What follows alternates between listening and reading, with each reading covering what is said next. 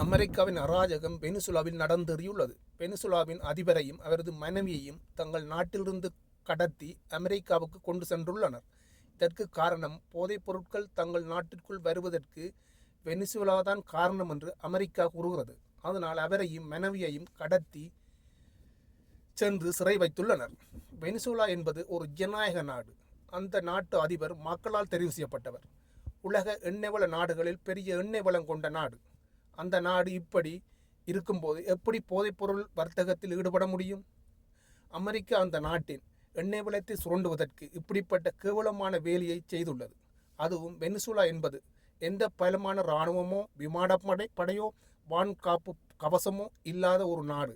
அந்த நாட்டில் அமெரிக்கா தனது பலம் வாய்ந்த இராணுவத்தை கொண்டு கண்மூடித்தனமான குண்டுவீச்சுக்களை நடத்தி பெரும் அழிவையும் ஏற்படுத்தியுள்ளது.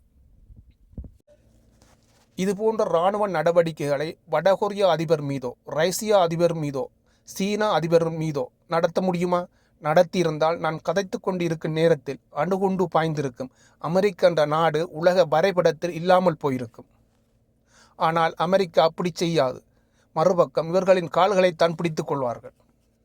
வெனிசுலா என்ற நாட்டில் அணுகுண்டு இல்லை, பலமான இராணுவம் இல்லை. அதனால் அமெரிக்காவுக்கு எந்த இழப்பும் இல்லாமல் ஒரு தனிநபரை கைது செய்வது போன்று அந்த அதிபரையும் மனைவியையும் கைது செய்துவிட்டு அமெரிக்க அதிபர் உலக சாதனை செய்துவிட்டதாக அலம்பி வருகிறார்.